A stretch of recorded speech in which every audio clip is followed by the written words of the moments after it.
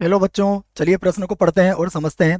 6 छात्रों और 4 छात्राओं में से 5 सदस्यों की एक समिति बनानी है।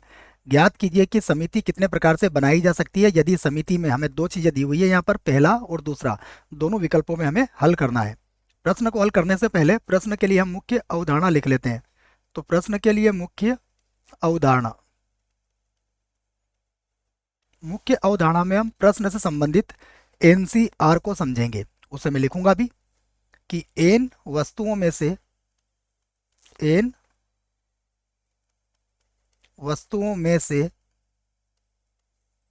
आर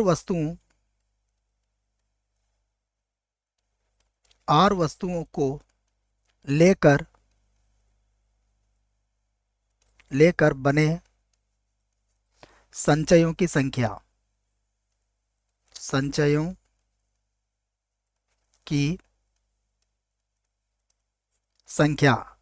एन सी आर होती है। याद रखें आप, एन सी आर होती है, यह संचयों की संख्या है। जहां एन सी आर का जो सूत्र होता है वो होता है एन का फैक्टोरियल, आर का फैक्टोरियल, और कोष्टक में हो जाएगा एन माइनस आर का फैक्टोरियल।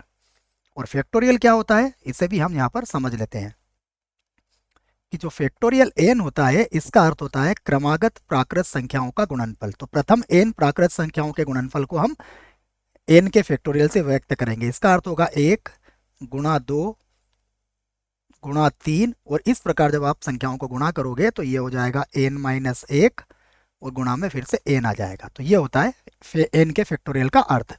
आइए अब प्रश्न में जो दिया है उसे भी हम लिख लेते हैं। सबसे पहले प्रश्न में हमसे कहा गया है 6 तो छात्र हैं, तो छात्र कितने हैं पहले इसको लिख लेते हैं। तो हम लिखते हैं छात्रों की संख्या। छात्रों की संख्या हमारे पास है 6। उसके बाद छात्राओं की संख्या, इस बात को भी लिख लेते हैं। छात्राओं की संख्या। छात्राओं की संख्या कितनी है हमारे पास, यह है 4। उसके बाद इस बात को लिखेंगे सदस्यों आवश्यक सदस्यों की संख्या। ये कितनी है हमारे पास, 5 है। ये बात याद रखें आप। अब हम पहला विकल्प या जो इसमें पहला प्रश्न है वो क्या है, देखो, कम से कम 2 छात्राएं सम्मिलित हो। तो हमें बताना है कि यह समिति कितने प्रकार से बन सकती है। तो हम इसमें पहली स्थिति पे विचार करते हैं। वो लिखते हैं कम से कम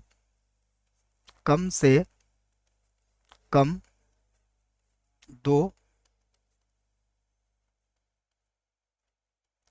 छात्राएं,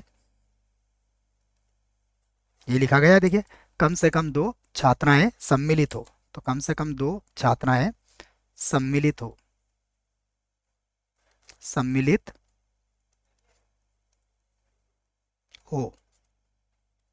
तब।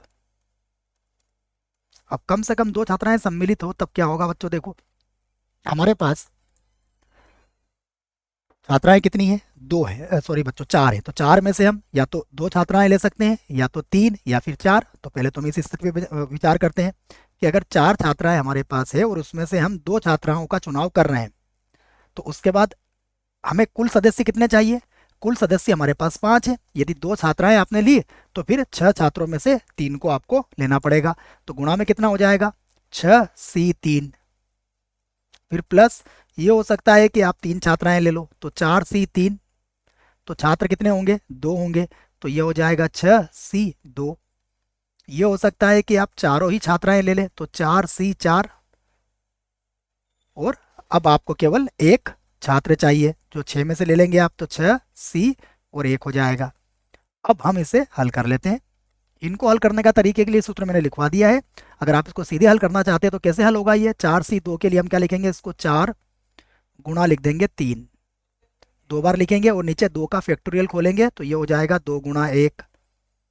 उसके बाद 6C3 है तो 6 को 3 बार लिखेंगे घटते क्रम में 6, उसके बाद 5, और उसके बाद हो जाएगा 4, और यहाँ पर हो जाएगा 3 गुणा 2 गुणा 1।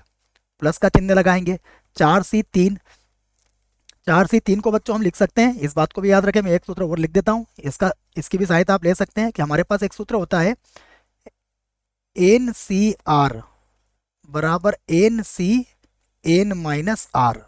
इसका प्रयोग भी आप यहाँ पर कर सकते हो। तो ये जो 4C3 है ये 4C1 के बराबर हो जाएगा। तो इसे क्या लिख देंगे हम, 4C1।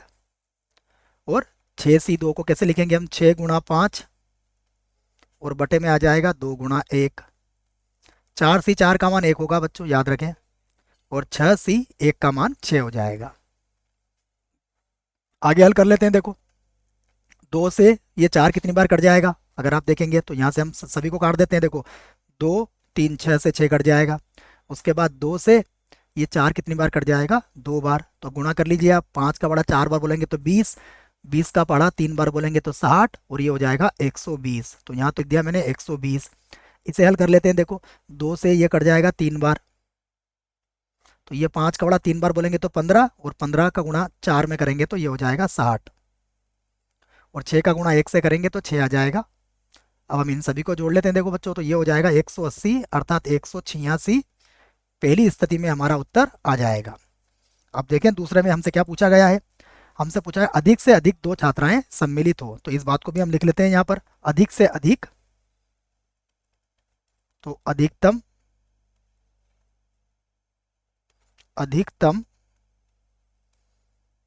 2 छात्रा, 2 छात्रा। तब देखो अधिकतम 2 छात्रा का मतलब क्या हुआ बच्चों, हमारे पास छात्राएं कितनी है, 4 छात्राएं हैं। अधिकतम 2 का मतलब हम 2 छात्राओं का चुनाव कर सकते हैं, और हमारे पास छात्र कितने हैं, 6। तो 6 में से कितने लेना पड़ेंगे हमें, 3, क्योंकि 5 हमें चाहिए। उसके बाद ये हो सकता है अधिकतम 2 पूछा गया है तो हम 1 छात्रा का चुनाव करें। तो 6 में से कितने छात्र लेंगे, यहाँ पर हम 4 ले लेंगे। प्लस ये हो सकता है कि हम 4C0 अर्थात कोई भी छात्रा का चुनाव नहीं करें, तो फिर 6 में से 5 छात्र यहाँ पर लिए जाएंगे। अब इन्हें भी हम हल कर लेते हैं। देखो 4C2 को हल करेंगे सबसे पहले, तो ये होगा 4 गुणा में आएगा 3, और बटे में होगा 2 गुणा 1। ये हो जाएगा 6 गुणा 5 गुणा 4, और 3 का फैक्टोरियल यहाँ पर हो जाएगा 3 गुणा 2 गुणा 1। उसके बाद 4C1 का मान 4 होता है। 6C4 को हम लिख सकते हैं 6C2, तो इसको हम लिख देंगे 6C2, प्लस इसका मान 1 हो जाएगा, और इसको लिख देंगे 6C1। 6C1 सूत्र मैंने इसके लिए लिख दिया है। आगे हल कर लेते हैं। देखो तो फिर से वही बात, 6 से 6 कट जाएगा, ये तो 20 हो जाएगा बच्चों। और ये जो हमारा यहाँ पर आया था वही आएगा। ये कितना आया था यहाँ पर, देखो 120 आया था, तो हल करने पर ये भी कितना आ जाएगा, 120 ही आ जाएगा। उसके बाद यहाँ पर अगर आप देखेंगे तो ये तो 4 है, और इसको लिखेंगे हम 6 गुणा 5, और बटे में लिख देंगे 2 गुणा 1, और ये हो जाएगा 6 के बराबर। इसको भी हल कर लेते हैं, तो ये 2 से कट जाएगा 2 बार, तो ये हो गया 120।